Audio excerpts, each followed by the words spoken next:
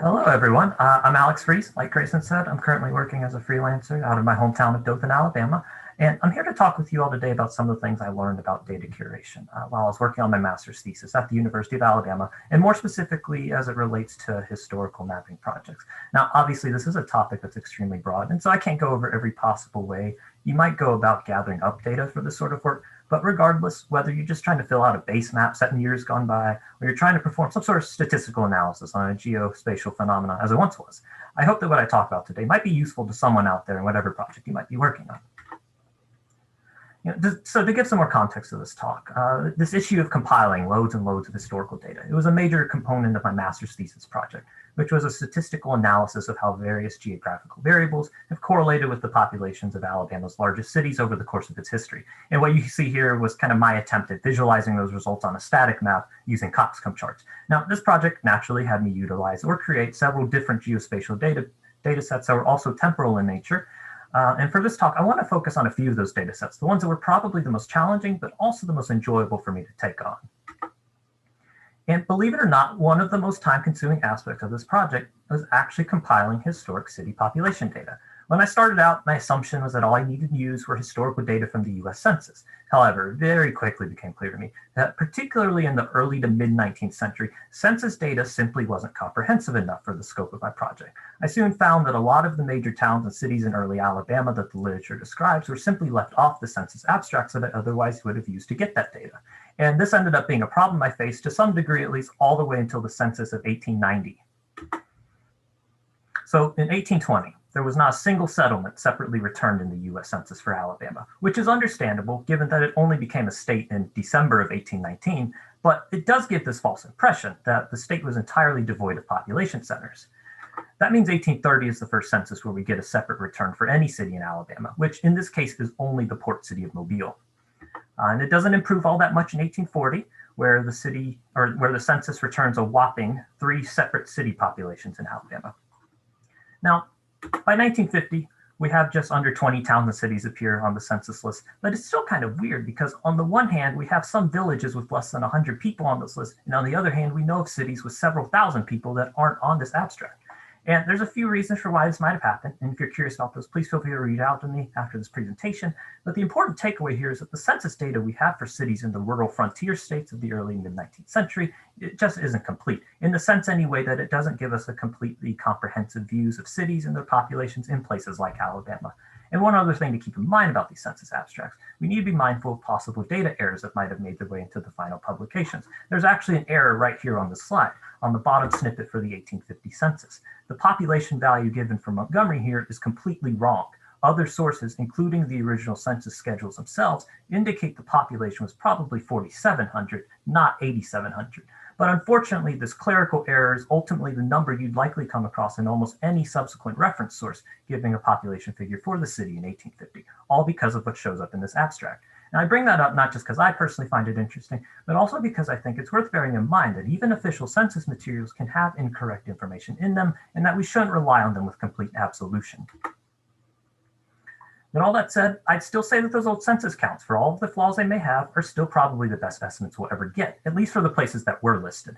But going back to our original problem, if we know of a significant settlement whose population wasn't listed in the census abstract, then what sources can we use to get, if nothing else, kind of a rough estimate of what those missing population might be? Well, my personal favorite resource for addressing this problem are historical gazetteers. These are basically geographical dictionaries that usually give short descriptions for various places, and sometimes those descriptions include population figures.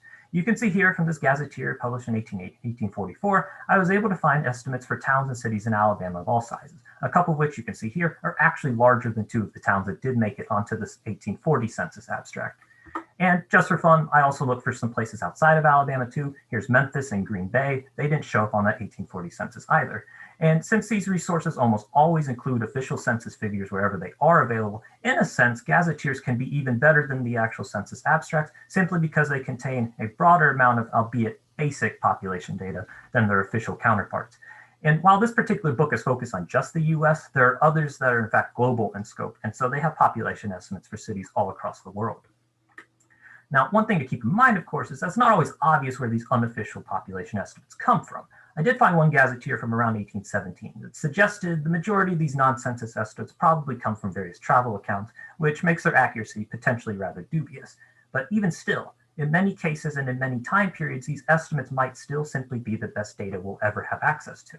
So if your goal is to simply acquire a relatively large amount of population data that might be somewhat rough around the edges, but is still usable, I'd say the gazetteers are probably your best bet. But one other thing to keep in mind, not all gazetteers are going to provide these non-census population estimates, and those that do might not necessarily provide good population estimates. So due diligence needs to be taken before taking any of these estimates in these types of sources at face value. Okay, but what if you already have population data, or you don't even care about that? You just want to put a dot on your map to represent a city.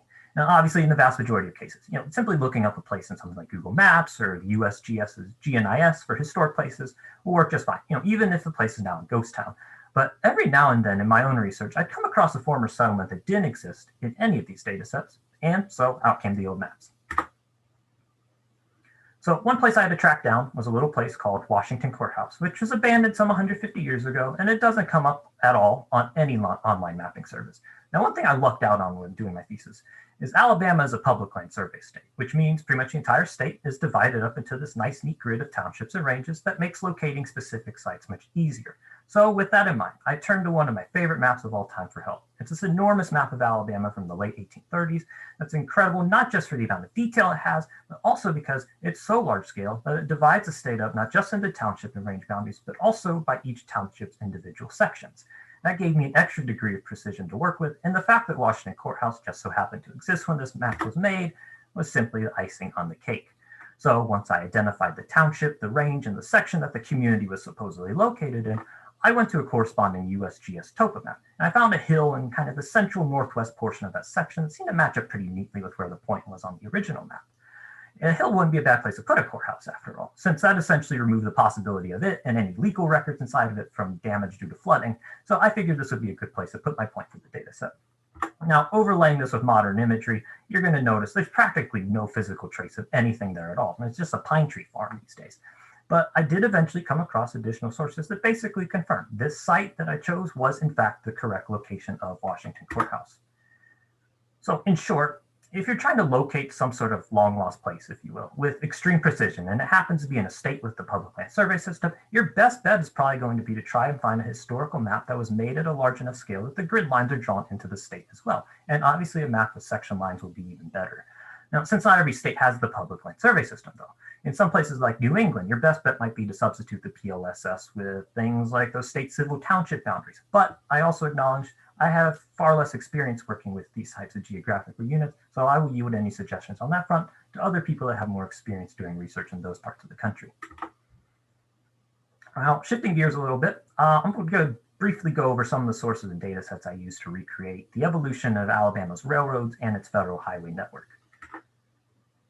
So when it comes to mapping out historical railroads, we're actually very fortunate to have several GIS data sets floating around the internet that can give a good generalized idea of how these lines evolved over time in the United States. I ended up using the database created by Jeremy Attic as the base set of line work for the data set that I eventually developed.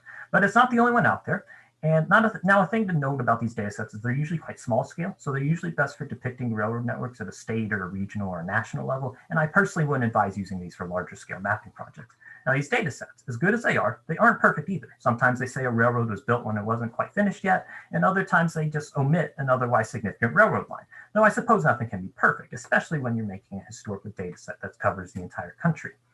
So I ended up using a variety of other resources to add to and modify this existing data set wherever necessary, many of which you can see listed here.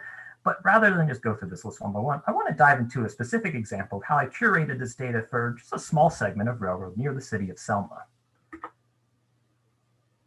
So on this Colton map of Alabama from 1881, we could see that there's 5 different railroads coming into the city, one of which comes in from the south by crossing the Alabama River.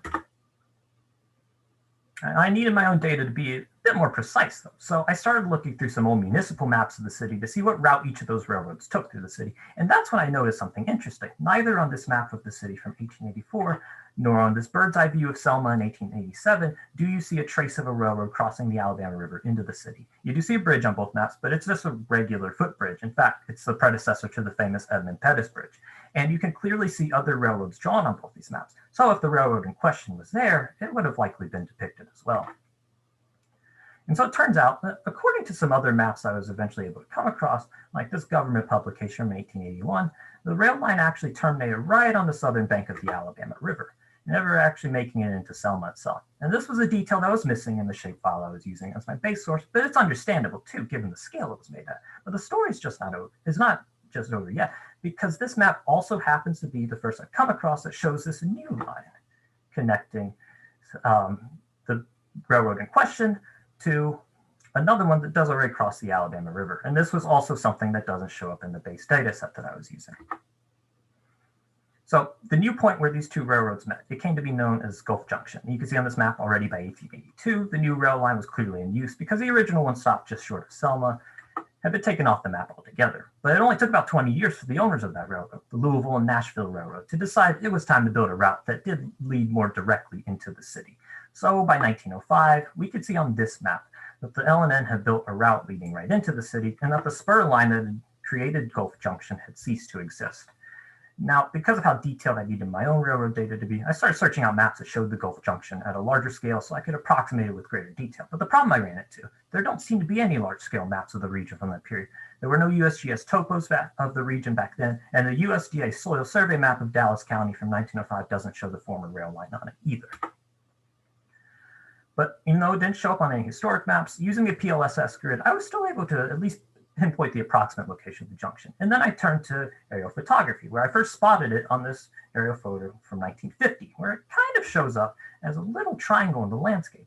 And then I verified that using modern satellite imagery, where the grading of the old junction still visible more than a century after it was torn up. So finding the junction itself ultimately made approximating the rest of this rail line quite easy. And I use this particular example not just because I think it was kind of fun to do, but also to demonstrate a case where it took many different types of historic sources to figure out a particular historical mapping problem I ran into. But I'd be doing everyone a disservice if I didn't point out that none of what I just did should be considered foolproof by any means. And what I mean by saying that is historic maps, just like our historic census data, it shouldn't be treated with absolute infallibility. And looking at these two maps, they each depict different parts of Alabama and they depict very different time periods, but they both have something in common. They each show railroads that didn't actually exist. Now, in fairness, both of the lines I just highlighted, they were proposed, they were funded, and they even began construction, but neither ever began operating. And what really makes these two examples confusing is that the symbology used on both maps suggests the railroads were completed and in use, when again, we can verify this simply wasn't the case. So when you're making maps or data sets based off of historic maps, you have to be very careful that the things drawn on those maps did actually exist as they were shown, which isn't always easy to do, so cross-referencing with other contemporaneous sources is probably the best way to go. As for recreating historic highways, honestly, the process is basically the same. The key difference is I've yet to come across a data set of any sort that depicts historic highway routes comparable in scale and scope to the ones we have for historic railroads. So in its place, I started with Tigard shapefile data of primary and secondary roads as my base data set, and I worked backwards from there. Now, as far as sources go, the data set was basically created using the same types of resources, but especially by using historic state and county highway maps alongside old aerial imagery, since federal highways don't really come around until the late 1920s anyway. Now, I'm running out of time, so let me just finish off by giving you a list of some of the places where you can find the historical maps and gazetteers that you might use to make your own historical geospatial data. And before I finish off, I do want to highlight two different pieces of software that I didn't actually use in my thesis, but I think they're really invaluable tools for a load of other possible analyses you might conduct using historical maps. The first is by Bernard Jenny, who many of us are probably all familiar with. And this particular program, Map Analyst, is great because it can tell you how distorted a given map is based off of the control points you define for it. And the second tool, DetectProj by Thomas Bayer, it works in a similar vein, but it can actually give you an approximation of what projection was used to create the map you're examining, which I personally think is just really cool. Well, I could talk about this topic literally for hours and hours, and there's so much I wasn't able to cover in this short talk alone that I'd love to talk with you about if you're interested. So if you have any questions, about things I did or didn't get to talk about, please don't hesitate to get in touch with me through Slack, Twitter, or even email. And yeah, thank you for your time.